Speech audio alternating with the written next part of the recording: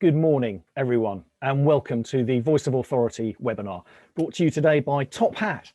My name is Toby Fox, and I'm the Managing Director at 3Fox, the marketing agency for councils.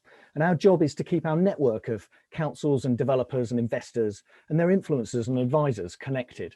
And one way we're doing that is through this channel, the Voice of Authority, a platform for councils to discuss their ambitions, the challenges, influences, and issues of urgency.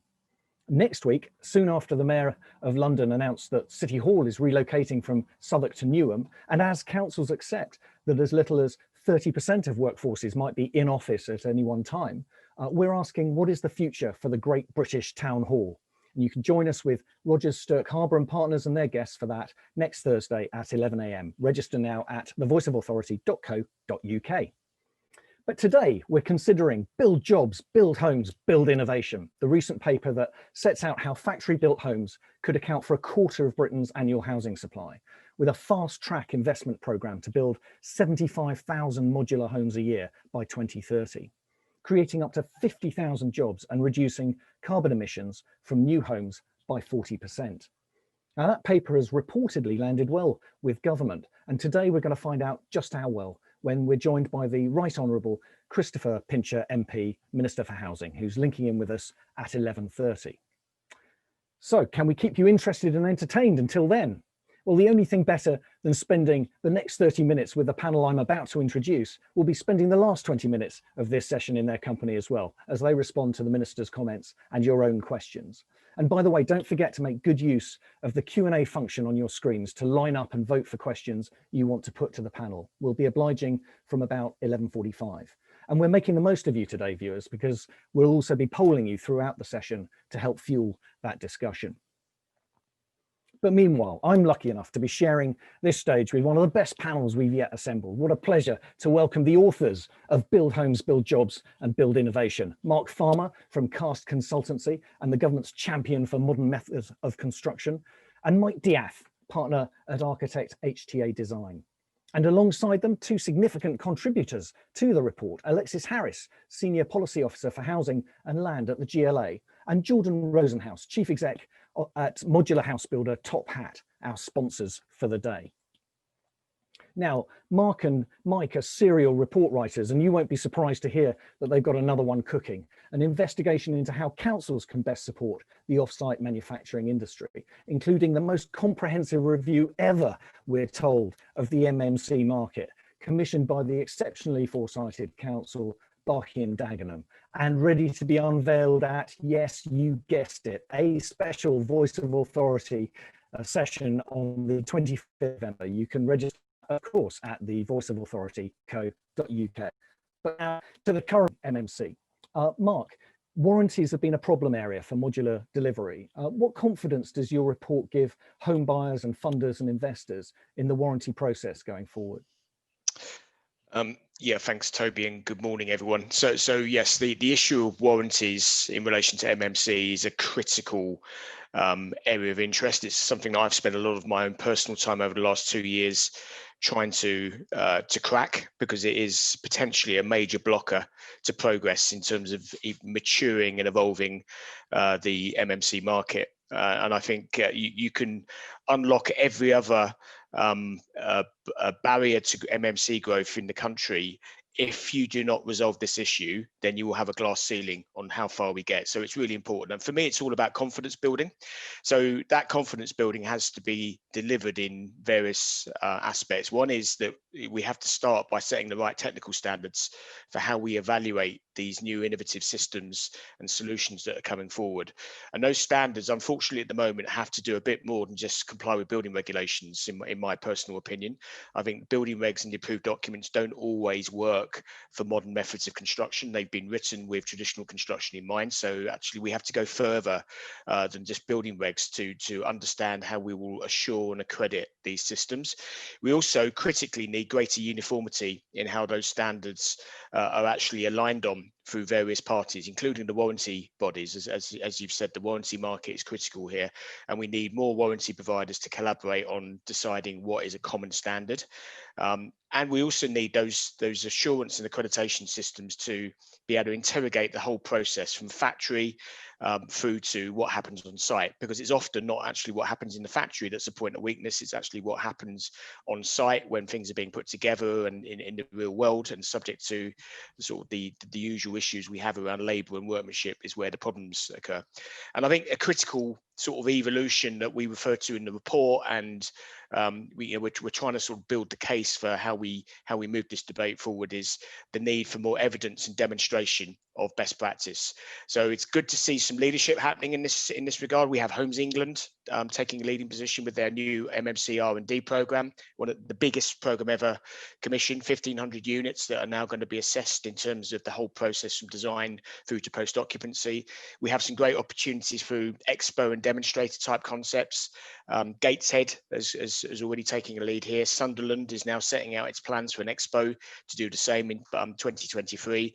And this, in the last few days, we've had MHCLG confirm that they're commissioning research into understanding MMC better, and particularly, avoiding risks of systemic failure and the like.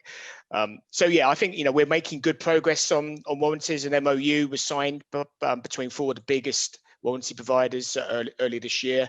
There's really positive debate going forward with the housing associations around securitization issues that still exist, but we need to do more. I'm very clear on that, and our report signals that leadership that's needed to keep pushing us forward. Thanks, Mark. And what about one of the other big obstacles, aggregation, getting that sort of pipeline of demand built up? What do Building Better and other similar initiatives tell us about the housing sector's potential for collaboration for MMC? Yeah, so the Building Better initiative, for those of you that don't know, is the beginnings of a collaboration amongst housing associations to try and work out how they can come together, align on design standards, on procurement methodology, and on purchasing that enables them to aggregate and become and gain collective scale. For me, it shows the art of the possible. And clearly what we have here is a challenge and an opportunity for industry, which is clearly signalled in our report. It's actually one of the central themes of the report that Mike and I have written, which is about collaborating to aggregate.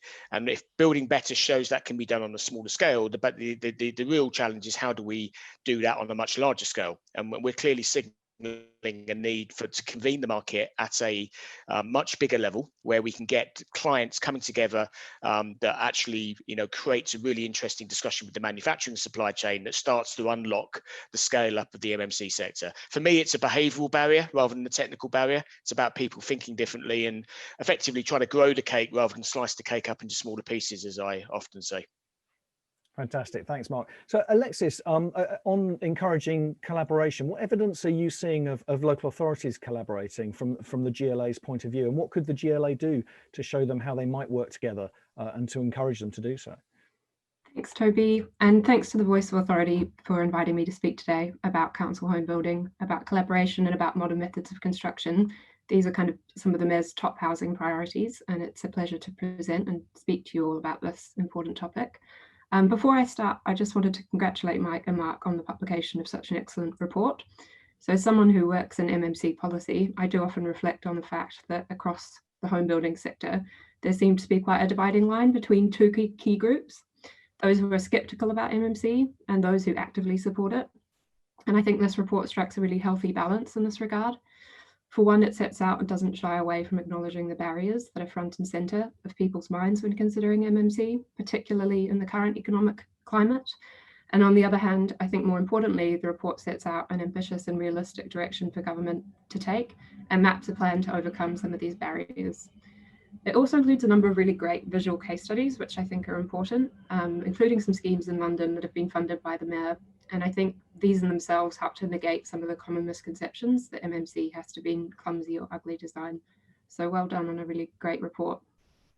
So one of the Mayor's top housing priorities, as many of you will know, is to increase the number of council homes built in London. His landmark Building Council Homes for Londoners programme has provided over £1 billion in capital funding to 27 boroughs across London so far. And councils are on track to meet the Mayor's target to start over 10,000 new homes by 2023. And we had over 3,300 starts in the capital last year, which is the highest number of council homes built since 1983.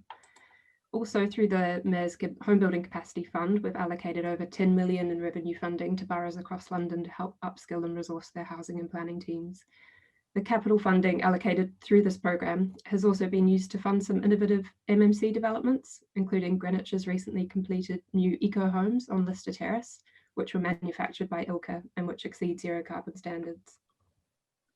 3 weeks ago, we published new GLA research on council home building. The research reflects on the success of the programme and it identifies new ways to improve the capacity of local authorities to build housing. The research was informed by a group of 11 senior council housing officers from geographically and politically diverse boroughs across London, and it in itself was actually quite a good example of effective cross-borough collaboration.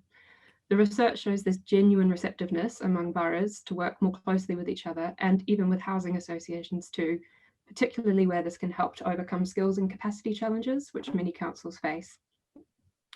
In unpicking this part of the research further, we asked boroughs where the mayor and where government could add the most value in supporting collaboration. We heard that government, and including regional and local government, could have an important and helpful role in aggregating demand for construction materials, including MMC products.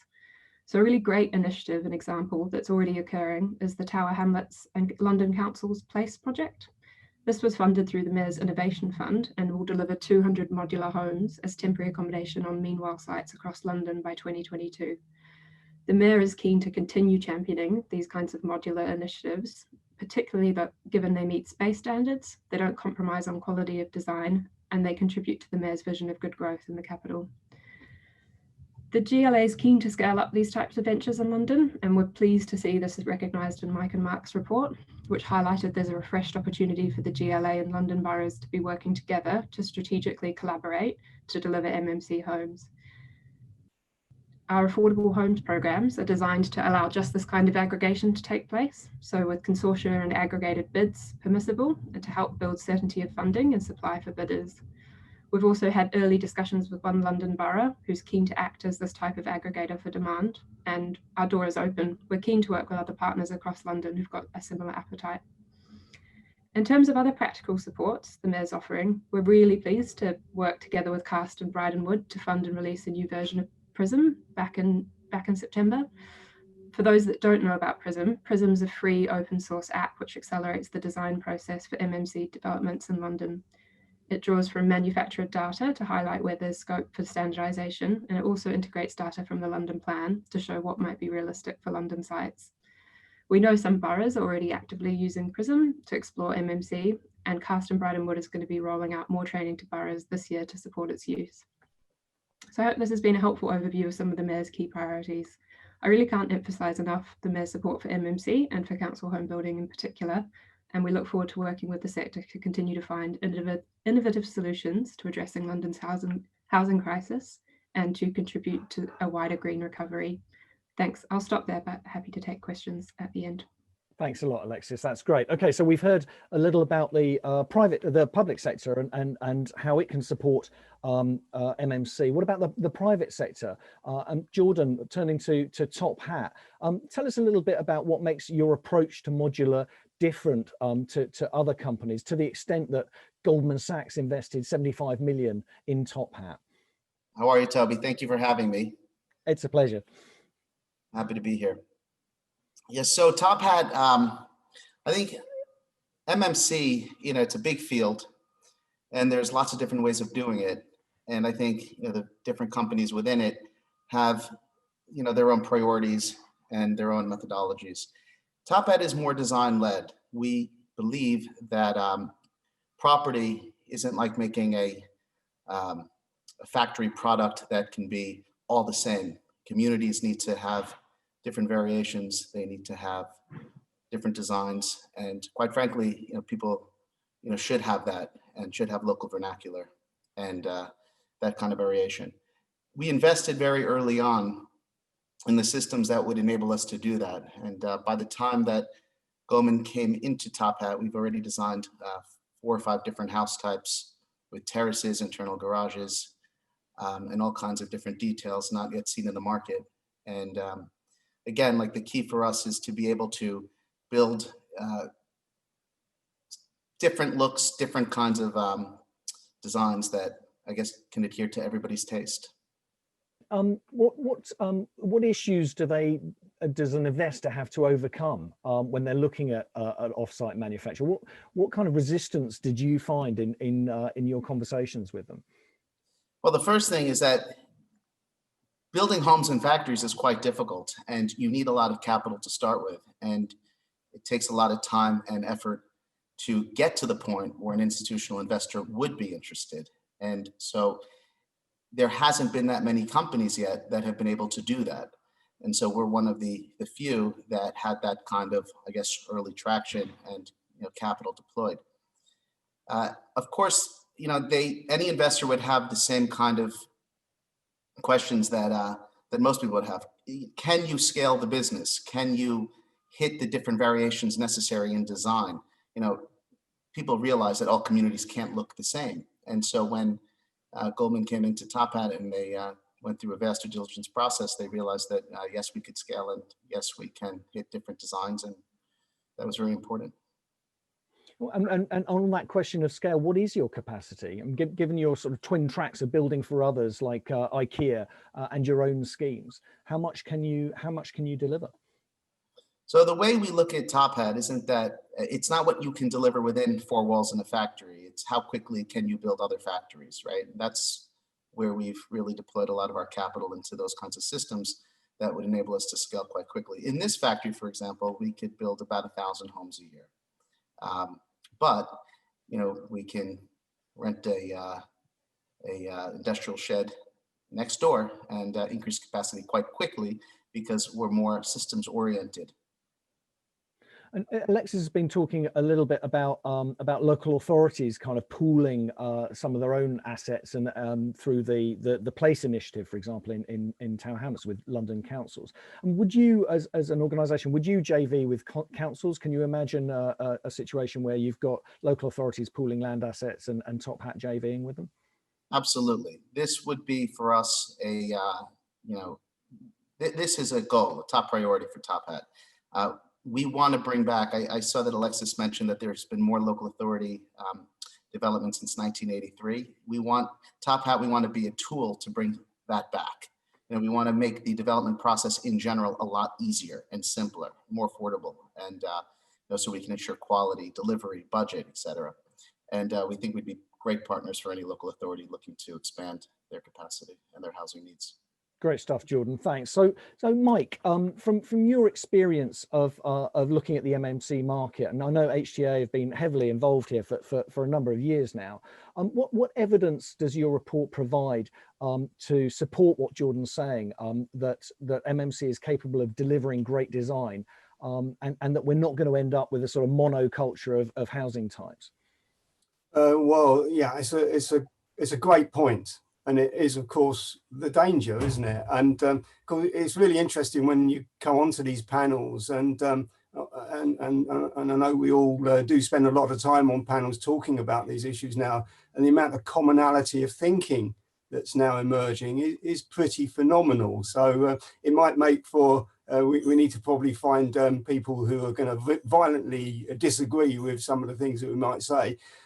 So the weak spots for offsite manufacture, no doubt about it, in my view, is the propensity to invest in the wrong thing and come up with cookie cutter approaches that sweep across the country with the best of intentions, but come up with the same mistakes that we had in the last iteration of a large scale offsite manufacture. And it is a risk. Systemic failure is a big concern, and we don't want everything looking the same. And I think Jordan spoke very, very well to that. And just it's really interesting being the last speaker and in some ways the warm-up man for the minister. So I'm just going to take a few liberties before I answer your question properly, Toby. Alexis rightly pointed out to the increase in homes being built, and it is warming and stuff, but we do assess ourselves against a very, very low bar. And one of the reasons Mark and I wrote this report is the crushing fact that it was in 1979 that we last built 210,000 homes a year. I know the government and the minister may comment on this, I don't know. Government adds in an awful lot of conversions into the number, but actually the new build homes last year was 179,000 homes. And of that, I think nearly 50% was built by 10 companies, 10 of our top house builders, who are fantastic. This is not in any way saying house builders are doing anything other than the things we want them to do. Mark and I thought that we needed to lift this. This had to be about additionality. So we're not talking about blurring that 179,000 homes.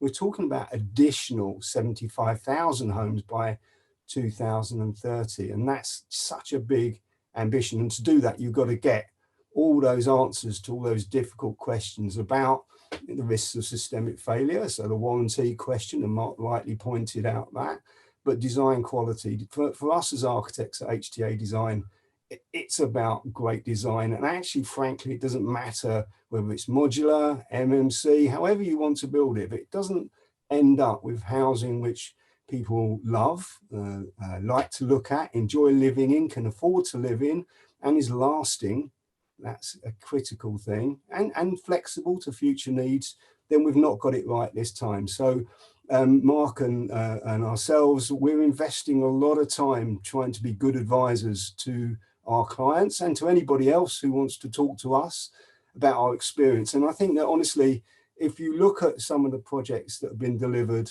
not just by ourselves, but others, there's plenty of examples of great design delivered through MMC and modular. If you look over 20 years, we're designing with systems such as frames and panels and now volumetric modular, particularly with Vision Modular Systems, who are probably one of the best modular manufacturers of scale in the world currently. There aren't very many that can do the things that they do.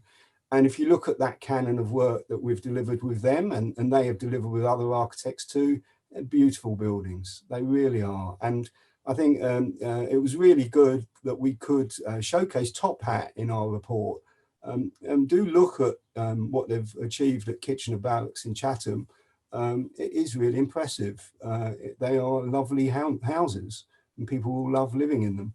So I think the key thing for us is standardization is a really important aspect of what we're calling for, but it has to be systematic approaches that allow great design by good designers in residential. We're very guarded against modular systems that can be made, or any system that can be made in a factory and rolled out without really making that fantastic contribution to the built environment and placemaking. So we look at every system from that point of view. And because of that, we were really pleased that Nicholas Boyce-Smith agreed to write the foreword for our paper. That was quite a coup. Create Streets, often people look at what Create Streets say and do, and it does look very, shall we say, historical. But Nicholas is very clear. It's about great contemporary design that reflects the context in which that design sits, and we would support that as architects. So that was a good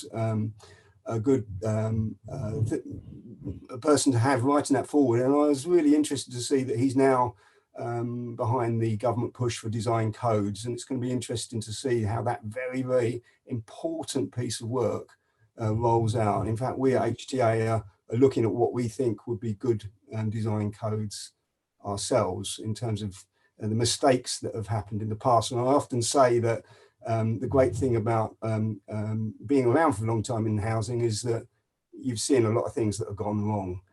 And actually the great opportunity we have with offsite manufacture is to continually learn and continually improve the products and processes that we put into place. Thanks, Mike.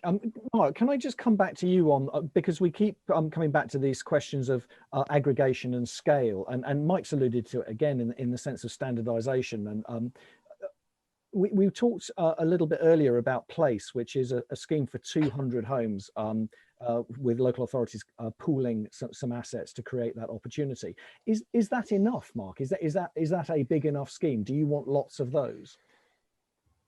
If we want the market to be truly scaled at the level of ambition that Mike and I have set out in the report, then it has to go a lot further. So again, it's, you know, what PLACE has done, similarly to what Building Better is in the process of doing, is showing nuclei of collaboration, and that's how I would term it. There's clusters of organizations and businesses that are understanding the unlock of scale up, but it's still at a relatively small level. And that's not undermining the ambition of Place, because it's a really important platform, if you like, to show what can be done. And it probably at an aggregation level will support a business. And I think that's where you've got to recognize, if you're thinking about building an entire ecosystem, an entire industry, then it has to be much bigger than that. And that's where the boundaries of collaboration have to start merging. And this is why you need a higher level of convening the market towards common approaches. It has to be demand led. And that's another theme in the report. We're saying that actually it's for clients who are commissioning homes and places, and to come together in a way where they can actually agree on some common elements of what they're asking for. Because what's happening at the moment is that everyone's off doing bespoke design, and it's all variations in the theme. If you boil it back, there's a lot of commonality there that if everyone got a bit wise about it and actually got around the table and said, look, let's agree what is common amongst everything we're asking for, then you bring the manufacturers into that discussion.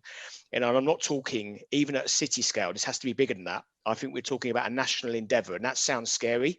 And that's why the ambition in our report, we're talking about, the involvement of government and Homes England and those sort of level of institutions. Because if you can bring, the likes of Alexis and the GLA team together with the West Midlands Combined Authority, with Greater Manchester, and so on and so forth, you unlock the real opportunity, which is thousands of units being delivered on a platform that uses borrowed scale, that is diverse. So we're not talking about locking out smaller players here. There should be a diverse market from large players to SMEs that can all respond to a common ask. And if we can nail that, and it's a tough one, and I've got no illusions as to how difficult that journey will be in terms of the behavioural aspects I mentioned around getting people around the table, then the technical aspects around, well, what is it technically we're all asking for, which is the same, and then probably the implementation elements of, well, how do we bring this all together as a sort of a brokerage platform, if you like, between the supply and the demand in the market.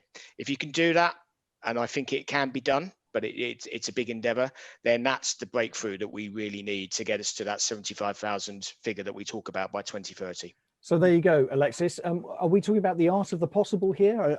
Is collaboration on that scale possible, do you think?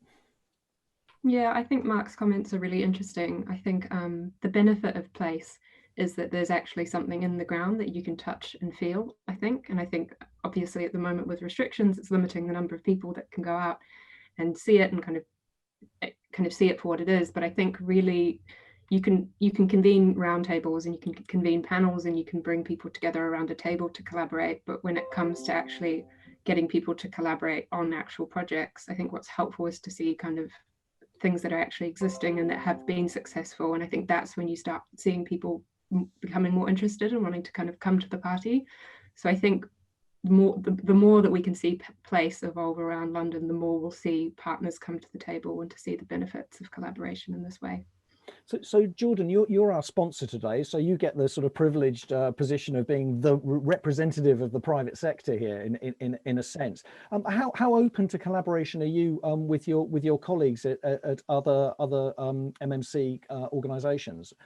Yeah, at TopHat, we're very happy to collaborate. We meet regularly with some of our counterparts in the industry. We think it's important to share technology and ideas. I mean, we're all pretty much shooting for the same goal. Market's large enough to support TopHat and many others. I would say though that I think, although it sounds, ideal to have, tons and tons of players in the market, there is a correlation between capital deployed into manufacturing and quality and cost. So you kind of need to hit a scale in order to get that benefit for the homeowner.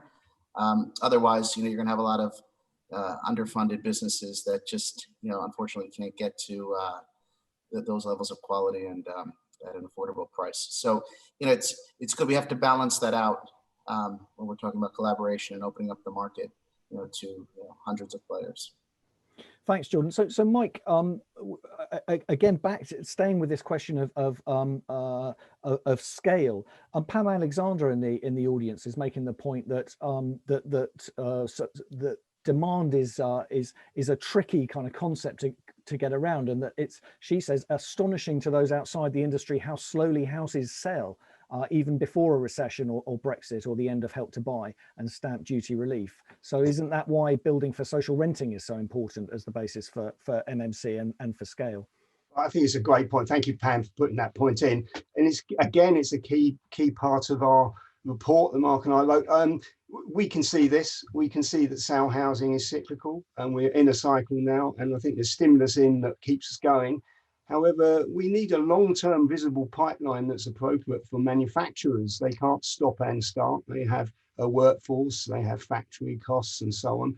And so we are promoting the idea of a new form of tenure, actually, but probably not so new, but a rent to purchase approach, something that allows the aspiration to purchase, but actually allows people to absorb and take on homes very quickly. And we know rental works very quickly. In fact, our build to rent projects have been the fastest taker up of modular housing. Greystar, our biggest client, bringing together build to rent and modular manufacture.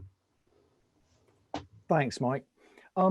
Okay, so we've got another question in from Les Carter. Companies are wary of the Competition and Markets Authority and authorities' procurement rules. So rules of engagement to allow sharing need to be reviewed. Mark, what have your report got to has your report got to say on that? Yeah, so clearly we have to navigate procurement governance, and Competition Markets Authority interest in that is quite legitimate. My view is informed by what I see in other sectors. So I've done a lot of work over the last few years with the likes of the Advanced Manufacturing Research Centre in Sheffield, which is part of the High Value Manufacturing Catapult. And they have done some fantastic work in the automotive and aerospace sectors that show the value of what I call pre-competitive collaboration.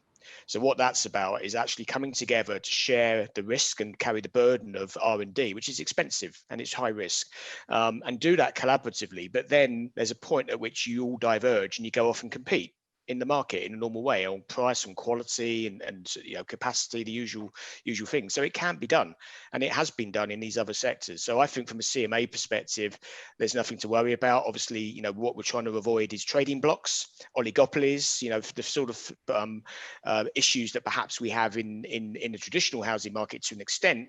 As Jordan has said, though, it is worth recognizing that the manufacturing sector is different around the need for scale to actually unlock the economics. So we shouldn't be wary of large businesses entering this, because they're the ones that are going to probably deliver most numbers.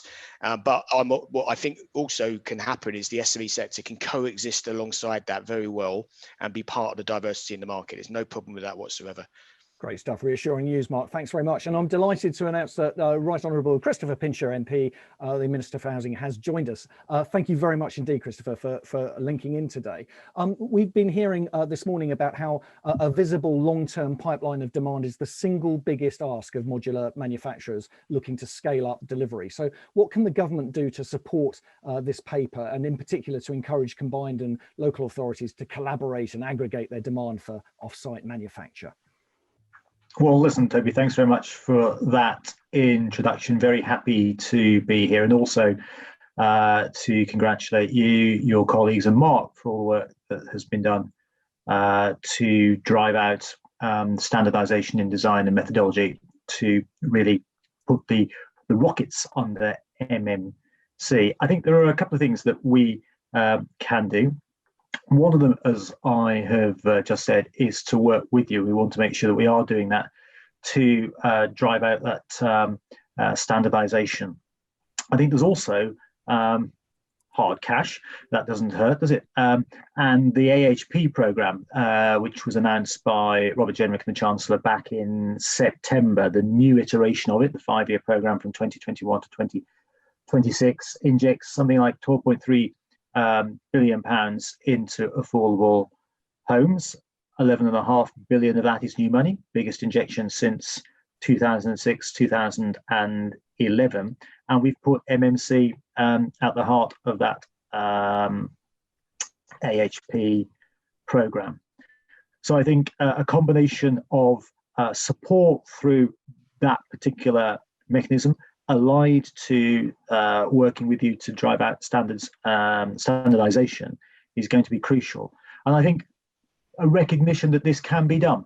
I'll give you a little bit of history. When I first became an MP in 2010, I joined the Energy and Climate Change Select Committee. And at that time, 44% of our energy generation came from coal-fired power stations. Now, of course, there's none. And at that time, there was a lot of skepticism about wind, and certainly offshore wind, as a major component of our energy generating capacity. We didn't have the ability to deliver it. We didn't have any real skill set in it. Fast forward 10 years on, because of the interventions of the government working with the sector, we're now, world leaders is probably putting it a bit strongly, but we're really up there as major innovators in offshore wind. I don't see why the same thing can't be done with MMC and other innovative technologies in the prop space, as we've seen in energy, as we've seen in fintech, as we've seen in other sectors as well. So keen to work with you. Thanks very much. And what can you tell us, Minister, about your support for research? There's some news about a research programme that the government's going to be backing. Is that the programme via BEIS? Yeah. Well, I think I'd probably better let Nadine Zahawi say a little bit more about that when he gets the chance. But I mean, if you look at the what was it, the £30 million of investment we put into ILCA just before I arrived back in I think it was the autumn of last year, that is another example of the sorts of support that we've provided. In terms of research, what can I say? I think the Chancellor will be making his SR statement quite soon, so let's see what bubbles up there. Excellent, thanks very much. And I'm getting down into the sort of nitty gritty. We've got a question from Paul Britton, wondering whether you consider MMC to be integral to the increasing delivery of custom and self-build homes. Well, that is quite nitty gritty, Paul. Yeah, I guess it could be. What I think is important, and this is a sort of general answer to the question, if I may, is if we are going to optimize the absorption rate of homes into the marketplace, and we want to build 300,000 new homes a year by the middle of the decade, the COVID emergency notwithstanding, we have to have the widest possible variety of types and tenures of homes built by the widest variety of developers, big builders, SMEs, custom and small home developers. So I see MMC as playing a component part in all of that, not least because it is a mechanism by which we can drive out faults by a very significant degree. That can make homes cheaper because they're quicker to develop and also greener. It develops a whole new skill set in manufacturing capability, which is important. But it also means if you're going to be able to put up watertight units much more quickly, days rather than weeks, you then provide a whole new set of opportunities for the skill part of the construction sector, the carpenters and the brickies and what have you, to get on and do their jobs more quickly and effectively because they've got the units on which to work. So I see that the opportunity for MMC across the sector is really powerful, but we need to make sure that we have that wide variety of tenures and types of development in order to make it really successful. Thank you. Mike? Yes, Minister, thank you very much for joining us. And so the report which Mark and I have written really focuses on aggregation of demand, and we're seeing some really positive signs. The West Midlands Combined Authority, for instance, and the Hertfordshire Growth Board and the LAP, and also the Southwest England Combined Authority, all collaborating, bringing together local authorities. I was wondering, would the government give great support to that coming forward, so we can actually get more local authorities collaborating and bringing together their requirements for housing and actually influencing the pipeline of demand for modular and MMC delivery? Yes, I think the short answer is yes, Mike. The longer answer is the planning reforms that we are engendering in the white paper, which will take a little while to finalise and then legislate for and then roll out, are really designed to get greater collaboration amongst other things. The duty to cooperate doesn't presently work, and we need to find ways of building the homes that we need with the infrastructure to support them. MMC can play a part there as well, of course, across political geographies, which don't always map onto physical geographies or economic geographies. So we've got to find ways in which local authorities can work more collaboratively together in order to build the sorts of homes that we need. MCAs are a mechanism for that because they cover multiple authorities. Development corporations, another mechanism potentially, but certainly within the white paper, we want to see greater working across local authorities and a more speedy system, which is the other major reason for looking for planning reforms, to make the system more transparent, more quick, to knock something like 3 or 4 years off the bill process, which is going to be good for everybody involved, but particularly I would suggest smaller developers.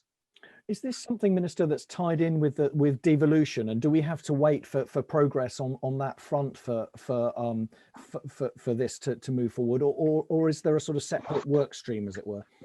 I describe it as a separate work stream. I think that devolution is part of the government's agenda. I think we want to approach that in a consensual way, where devolution is wanted, and there are places where it is going to be advanced. But I think Douglas Hurd said to me years and years and years ago when I was a student, he said, governments come to power at different times in different departments. What he meant by that was, you just don't have the legislative wherewithal to do everything straight away, all at once. You've got to prioritize. And so I think in order to make sure that we're building the homes that we need, we can't simply wait for devolution to work its way through the system. We've got to get on with it. So I see it as a separate work stream. Although clearly where we've already done devolution, as I say, the MCAs and the combined authorities, they provide a very useful mechanism for us to help get those economies of scale. Thank you. Mike? Couldn't resist having a second go, Minister. So just on design, so my company HDA Design are architects in the residential space, and you'll understand that design quality is the driver in Mark and my report. Your interest in standardization is fantastic and welcome, because we think that's important, but not at the expense of making housing which is appropriate to location and beautiful and contemporary as well. We're very pleased to have Nicholas Boyce-Smith write the foreword. I wonder, in your thinking about standardization, how is the government going to make sure that we don't just have cookie cutter housing rolling out across the countryside? Well, I'm not a designer or an architect, so I'm not going to try and pretend I am, or go into any great granular detail that I don't have. But I think there are a couple of ways in which you can ensure that doesn't happen. One is to make sure that local authorities, accepting that standardization is important in order to get the building blocks right, that you should also have the capability locally to set design standards, to have pattern books from which you can draw down, so that the aesthetic quality of buildings that are to be erected fit into the general landscape and the rest of the built environment. So that, I think, is important to engender local buy-in, that people will have a say in what they're getting, and what they get looks the way they would like it to look. I think also, coming back to my earlier point about having as many players in the market as possible, making sure that we grow the sector rather than see it consolidate further into a smaller number of big developers is important, to ensure that you've got as many design types available for choice rather than fewer. So the problem that we saw in the sector over at 2008, 2010 was a 40% reduction in SMEs in the marketplace. They went never to return. That took away a lot of innovation and a lot of skill. And it also meant, incidentally, that when we started to grow again in the middle part of the last decade, the sector wasn't scaled up enough to respond to that demand. And so only last year could we build 241,000 homes. We should have built as many as that a few years before, but we simply couldn't.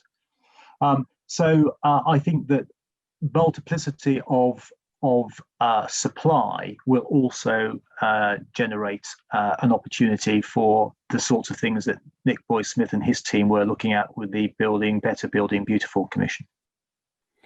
Minister, should we be building 75,000 modular homes a year? Do you have any concerns around skills and the workforce to support that? Yes, I think that is a challenge, and that's why we need to work with you to identify what needs to be done to resolve the challenge over the timescale that we would like it to be done. I don't personally see an issue on site, because as I've already said, I think although we might be removing some of the unskilled element on site because you're putting up units much more quickly, you're still investing in skilled workers on site because you need the brickies to skin up the units which have been erected far more quickly. But I think certainly in the factories where the manufacturing base will be, we need to work with BEIS and with you to make sure that the standardization of methodology and design also works its way through into the skill capability to build out what we need. Fantastic. And then that was Catherine Heppelthwaite's question. Thanks for that, Catherine. Tim Wilcox is asking about grant levels, and with the cost of MMC, there isn't necessarily a cost-saving element in this form of production, right? So with the AHP requiring MMC to be a proportion of RP bids, can you commit to higher grant levels for MMC homes in the short term to encourage greater uptake? Well, the bid is there. We anticipate that, the money is there for the AHP. We anticipate something like 180,000 new homes as a result of that. Part of the reason why the number is fewer than the previous iteration is because there'll be more of an emphasis on affordable homes and social homes to rent. They're more expensive to build. I accept that there is a challenge, at least in the short to medium term, of the cost of MMC, which could be a barrier to usage and to entry. So I think we'll need to, let me put it like this, Toby, we'll need to look very closely at that to make sure that we are not simply using warm words about MMC in the sector, but we are supporting it to grow. Let me put it like that to you. Thank you very much indeed, Minister, and you've been very generous with your time today, and that's much appreciated.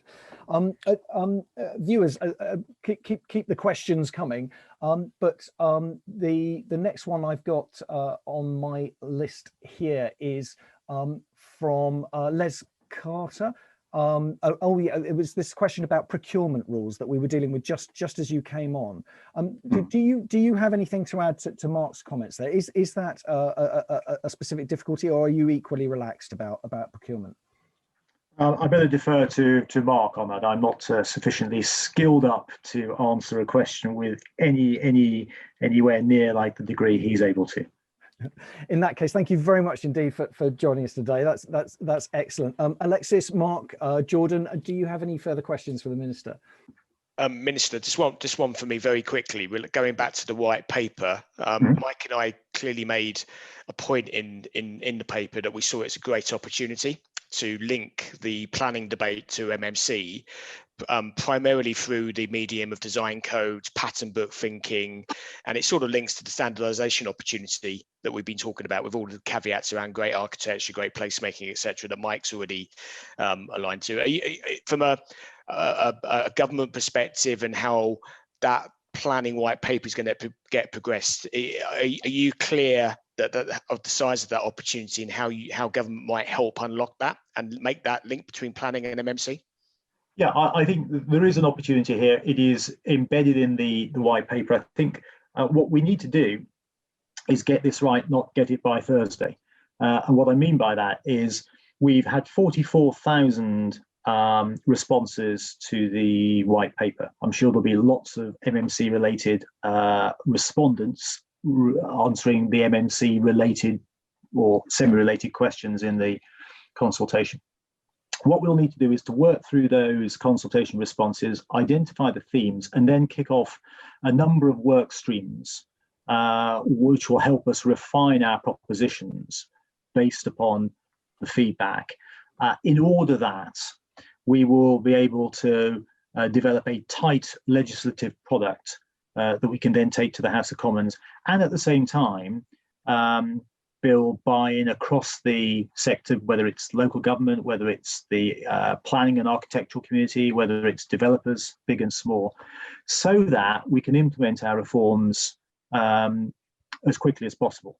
And the reason I say that, Mark, and I know it's a bit of a long-winded answer, is that people forget that when we introduced the 1947 Act, it wasn't as if by 1948 everything was working like clockwork. It took about 15 years for that Act to be fully rolled out and implemented.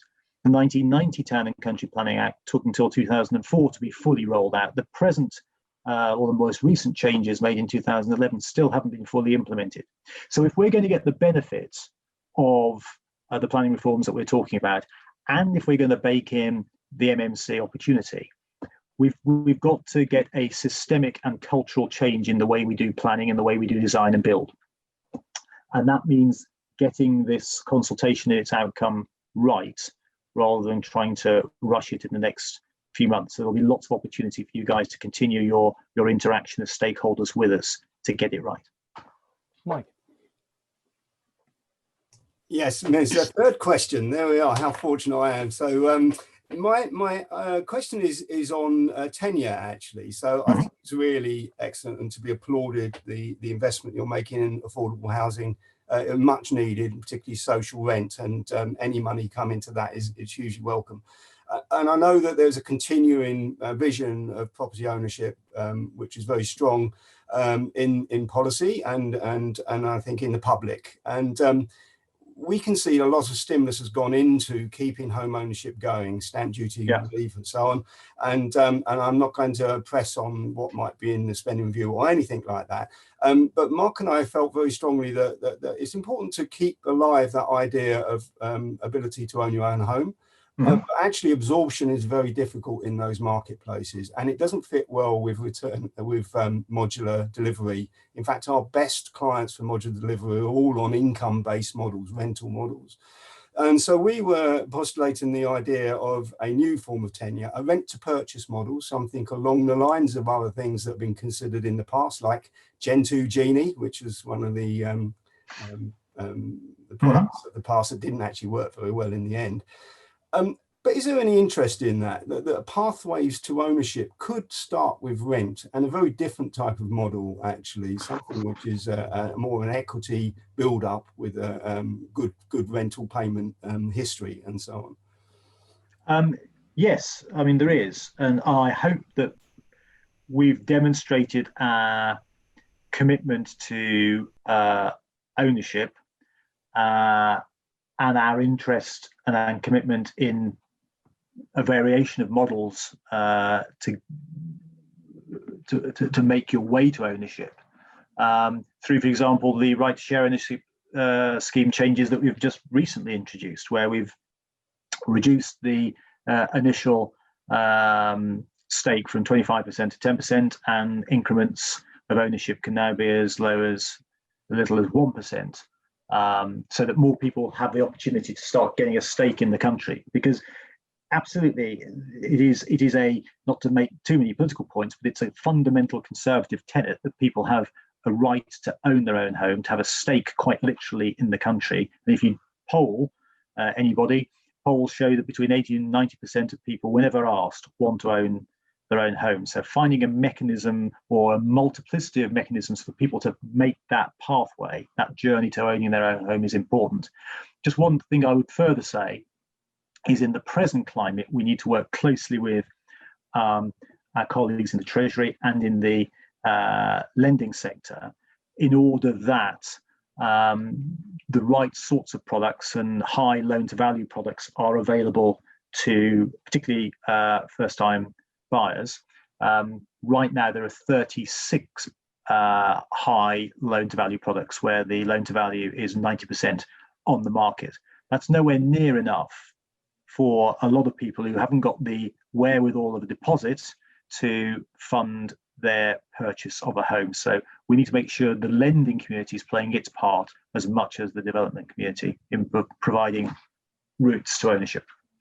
Thank you, Minister. Can I ask another of the sort of fundamentals in the market at the moment is the move to sustainable, to net zero. How will you intend to sort of build net zero into the programme? Are you starting from the word go that everything has to be carbon neutral? Well, no, but we have said that from 2025, and the Prime Minister's keen that we move as fast as possible on this, we will introduce the Future Home Standard, which will mean that from 2025, or as soon as we can get there, homes will need to be 75% more carbon efficient than they presently are under present building regulations. Now, we need to make sure that we work with the industry so that the skills are there, to come back to that point earlier, that the skills are there to drive out those sorts of changes, heat pump implementation, for example, and the like. In the meantime, the Green Homes Grant, which was announced by Bayes, will help something like 600,000 properties of all tenure types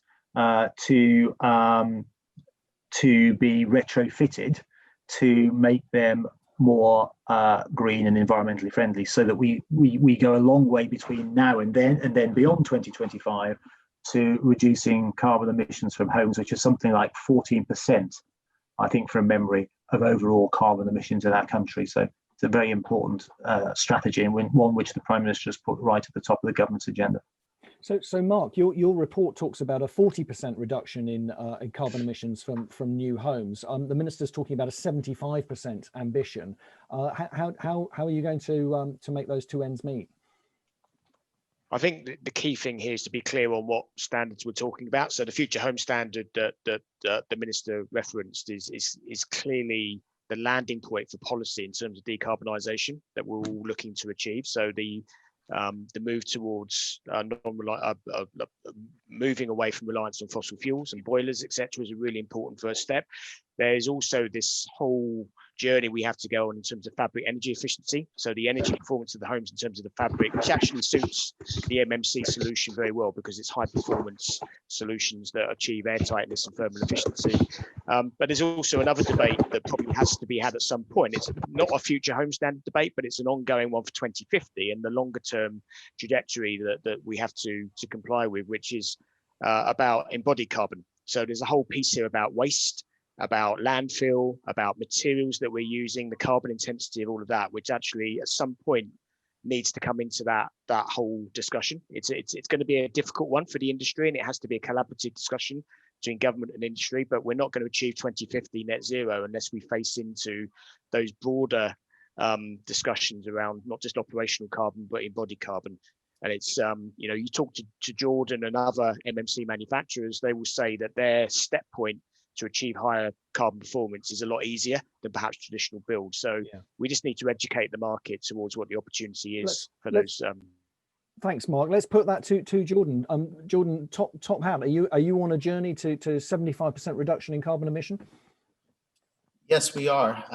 We're spending a lot of time as a priority focusing on energy efficiency in general, not just carbon reduction, because I think it's an important distinction that we make there. But yes, it is a priority, and we're discussing this internally, weighing the options. But I definitely think that this is something that we can work to achieve rather quickly. And Mike, you wanted to come in? Just to say, Minister, the 40% reference was actually just where we stand at the moment with a modular scheme that we measured with Heriot-Watt University against a traditional scheme. So building it traditionally, building it in modular saved 40% of carbon, which was remarkable. So it's not that we can't go further. In fact, many manufacturers already have zero carbon products. I would also say, though, that the government sponsored zero carbon many years ago, and we built a scheme with Barratt's at Hannam Hall, which is 185 homes, which formed a new market there for people looking to live in sustainable settings, beautiful homes in a beautiful environment through, I think it was English Partnerships actually in that day. But nonetheless, we're now doing post-occupancy evaluation, and I think that evidence is absolutely critical in the decisions we go forward on. Not good intentions, but actually proven, happy customers living in great housing. Well, there is a market appetite for it, Mike, and that is exemplified by the fact that the lending community have also got their eye on it, and they wouldn't do that unless they knew that there was an appetite amongst their borrowers for such products. It's a great point, Minister. Thank you. And it's the last point. You've had the last word, which is entirely fitting because you've been very generous with your time. You gave us much more than we expected. So thank you very much indeed. No problem at all. Thanks very much for having me. Really appreciate it. Keep up the fantastic work that you are doing. The great thing about MMC, beyond all the things that you've discussed this morning, is that the Treasury is really interested in it. And as I've often joked with anybody that listens, that not all good ideas start in the Treasury, but all good ideas can end in the Treasury if the Treasury doesn't like them. The Treasury likes MMC, which is a good place to be. So thanks very much. It's a great headline, but now it's midday and our viewers have got Zoom calls and team meetings to get to. So just before you do that, viewers, join me in thanking our stellar panel today. And on your behalf, viewers, thank you, Christopher Pincher, the Minister for Housing. Thank you, Mike Diath at HDA Design, and thank you, Mark Farmer of Cast Consultancy, and thank you, Alexis Harris from the GLA, and thank you, Jordan Rosenhaus of TopHat, both for your lively contribution to the conversation, but also for your generous sponsorship of today's event. As ever, viewers, thank you for your attention and your conversation-stimulating questions. Many of them are left hanging, but if you join our LinkedIn Members Club, you'll find responses from some of our panels circulated there over coming days. We'll be back in a week with our session on the future of the Great British Town Hall, and of course the unveiling of the Barking and Dagenham report into councils and MMC on the 25th of November. You don't want to miss either of those, so register and watch the video of this session and all our other webinars at thevoiceofauthority.co.uk. If you'd like to get involved in these sessions as a sponsor, as a speaker, please email me at toby@3fox.co.uk. Until next Thursday, from our panel, from me and from everyone at 3Fox, good afternoon.